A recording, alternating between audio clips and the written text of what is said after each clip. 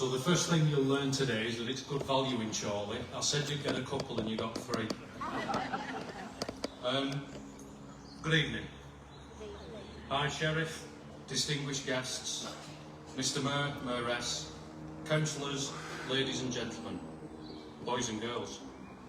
And I must say it's really good to see so many of the younger generation here today. Good evening everyone. My name is Stuart Clewlow and I'm a local and military historian. Therefore, it's an absolute honour to have been asked by Chorley Council to speak on their behalf and welcome you all to Astley Park and to our Civic War Memorial as we come together to acknowledge the 80th anniversary of VE Day, Victory in Europe. And also a welcome to those who can't join us in person but might be watching through the Council's live stream video. Chorley District has a long tradition of showing its support for our heritage and observing important military anniversaries. Today is certainly no exception, with the lighting of this beacon to honour all those who were involved in or affected by World War II and who came together on the 8th of May 1945 to celebrate an end to years of war across Europe. If our timings all run to schedule, and it ain't for want of practising, soon I'd like to share with you some aspects of how our borough played its part during the war. And if we've time, I might even ask questions. On the 6th of June last year, we gathered in a similar fashion to light a beacon and commemorate D-Day, otherwise known as the Normandy Landings. The multinational campaign led to the Allied armed forces having a foothold in Europe. From that point, they could then start pushing Germany back to Berlin, and their actions ultimately concluded with what would become VE Day. As part of the D-Day ceremony, a special tribute was read all across the country. Perhaps poetically, the Normandy landings in France coincided with the beginning of the mayoral year of Councillor Gordon France. It seems fitting, therefore, that as one of his final duties as mayor, I'd like to invite him to read an adapted version of those very special D-Day words for today's VE Day tribute.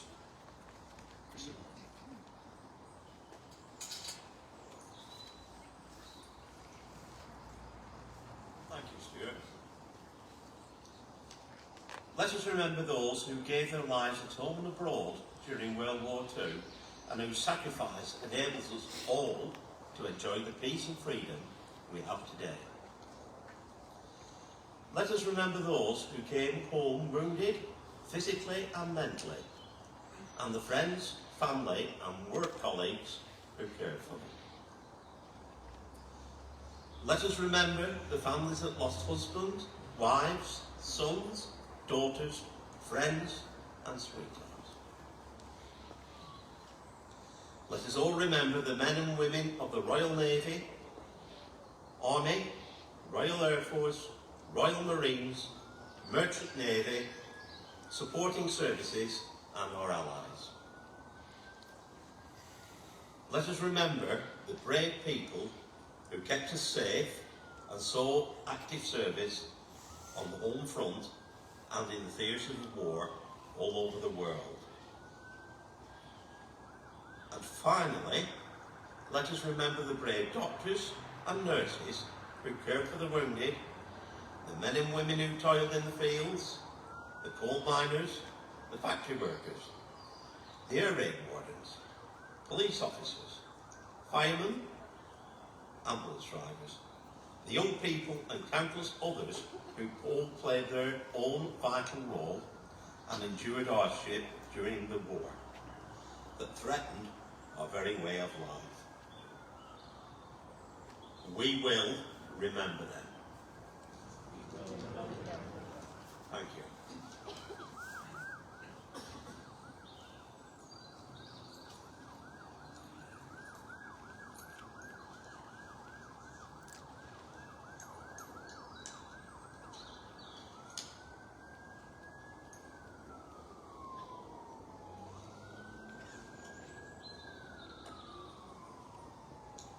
In line with beacons being lit all across the country, our beacon will be lit at 9:30, with the time being indicated by the chiming of the town hall bells.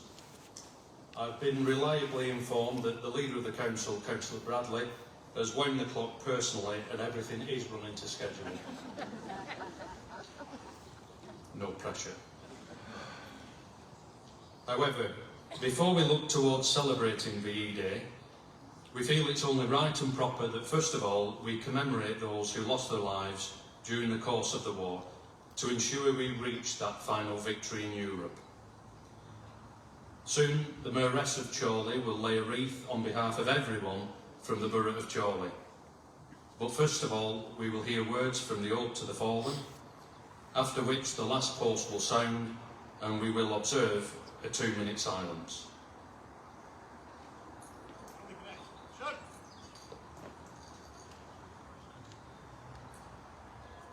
They shall grow not old, as we that are left grow old. Age shall not weary them, nor the years condemn. At the going down of the sun and in the morning, we will remember them.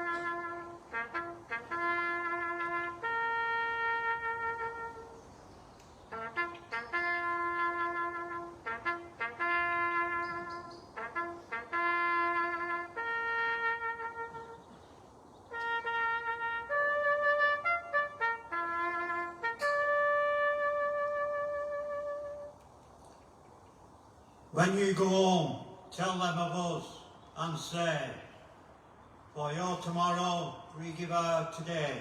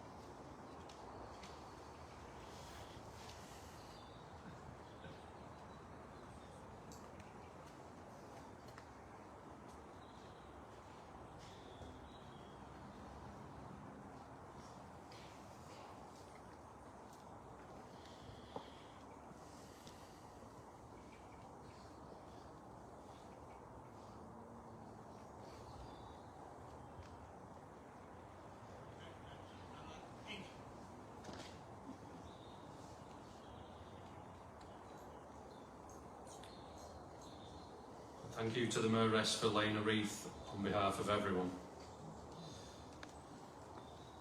What a simple but thought-provoking statement that Glyn Gaskell just read.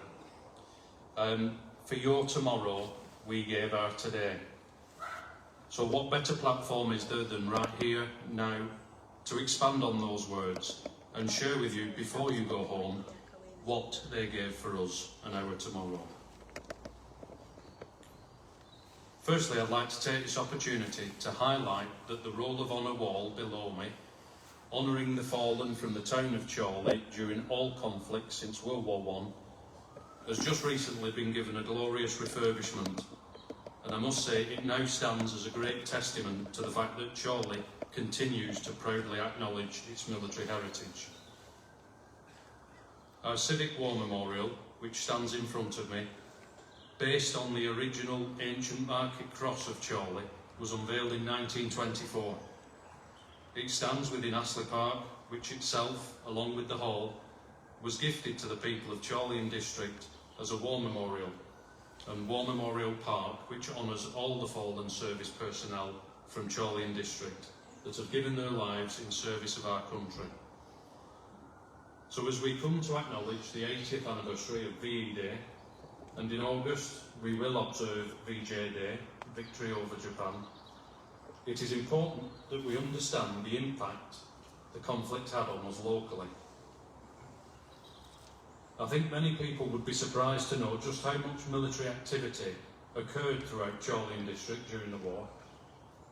It's impossible to cover all our wartime stories in the next few minutes, but I will do my best to keep it interesting and summarise things in order to convey just why so many of us have felt it our duty to attend this evening.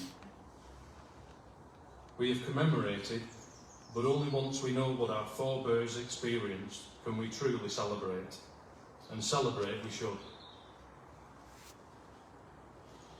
80 years ago, Chorley and District had been transformed after nearly 6 years of conflict. Here are just a few examples. Our local mills and factories were restructured to become producers of military uniform and material items for use in the war effort. Our roads would often see tanks travelling from Leyland to Ellerbeck Colliery for test driving.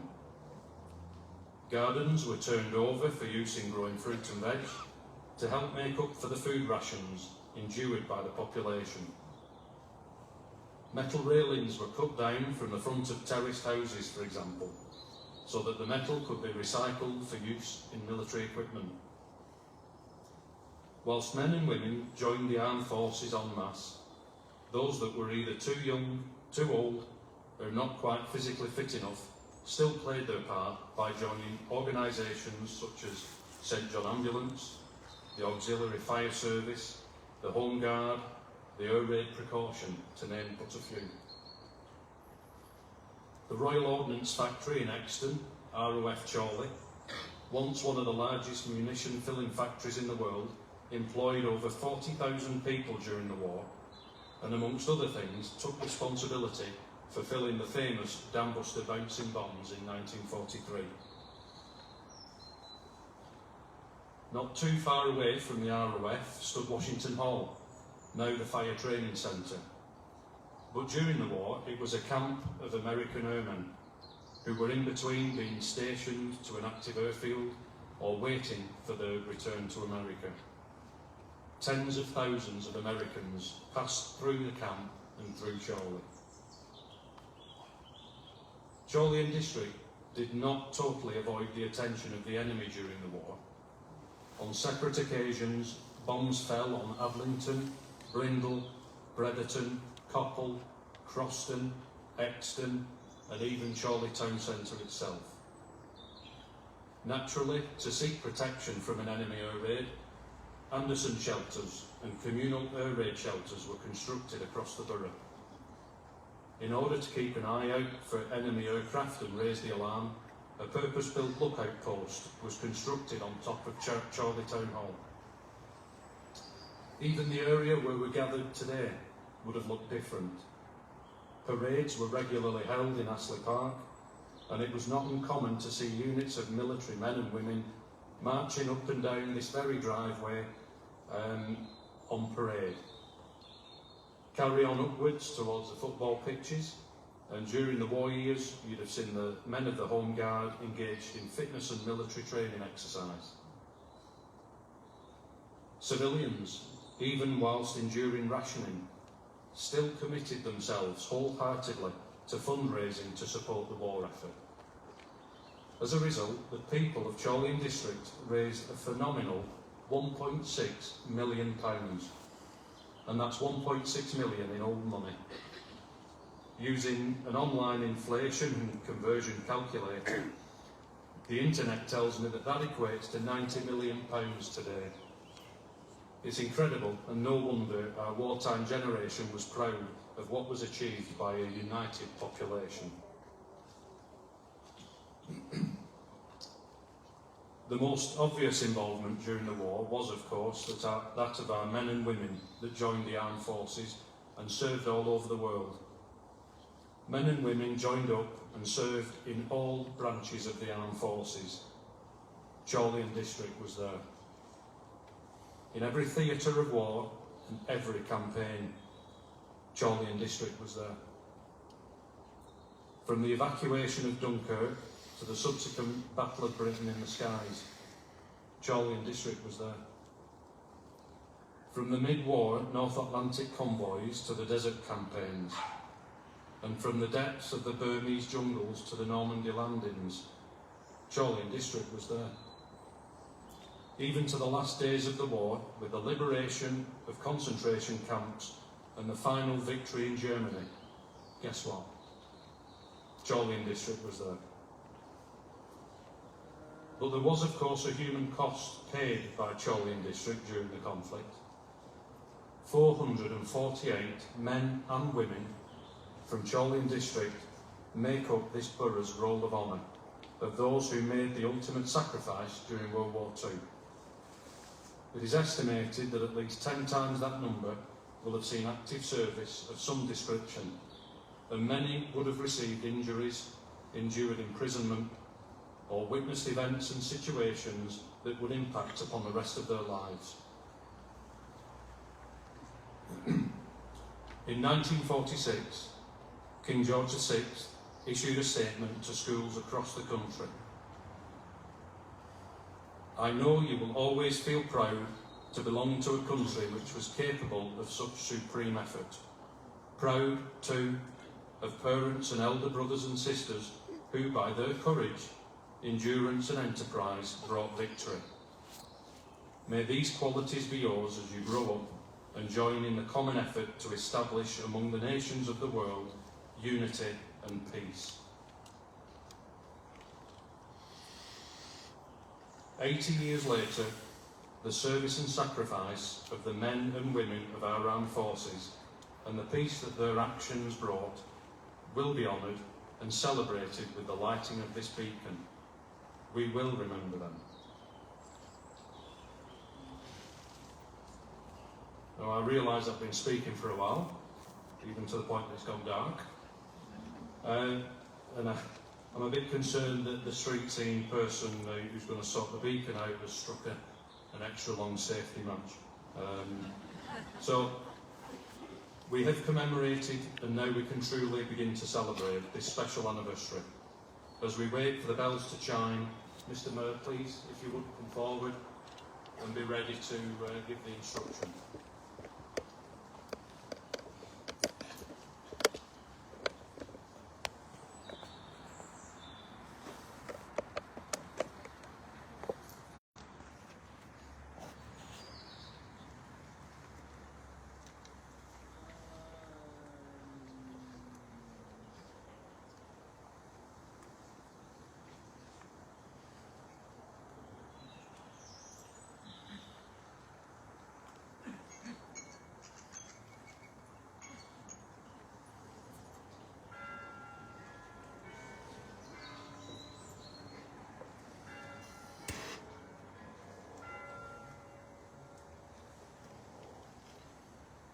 Please light the beacon.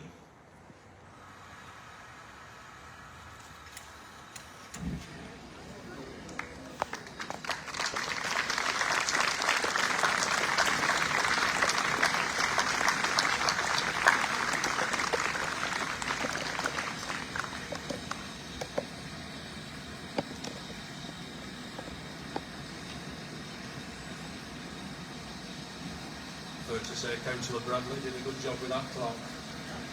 Thank you. In line with other beacon lighting ceremonies across the United Kingdom, the band will now play I Vow to Thee, My Country.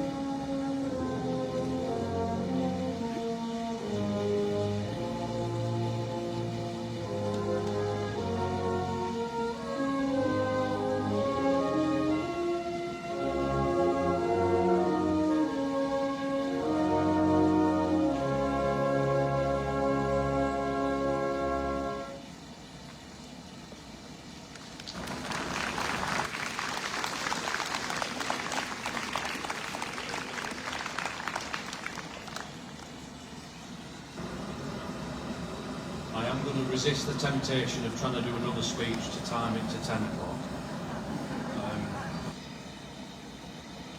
Thanks. Thank you to everyone for attending today and helping us to acknowledge the 80th anniversary of VE Day and an end to that war in Europe. Our service has been just one of the many hundreds, if not thousands, of similar acts of remembrance taking place across the United Kingdom. During the rest of this week and over the course of the weekend, there are a number of VE Day events taking place in community centres, church clubs, village halls.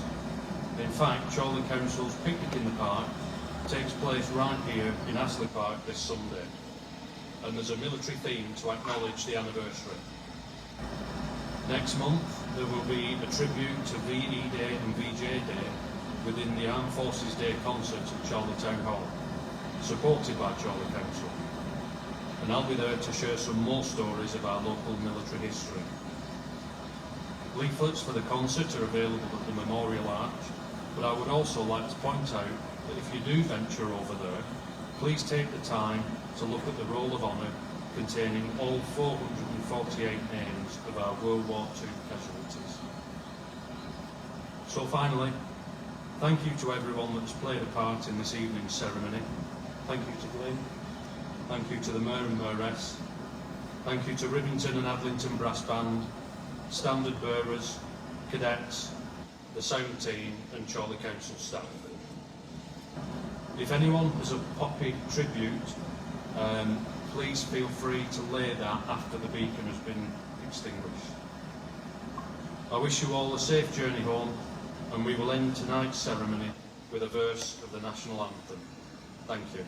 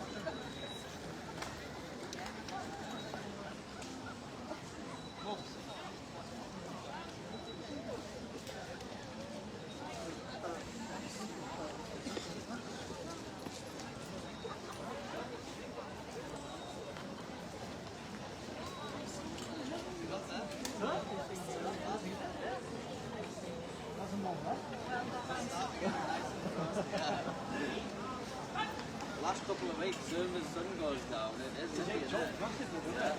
Yeah, I did last year, and I was really prepared. So, Five anywhere now. Still doing the stuff now.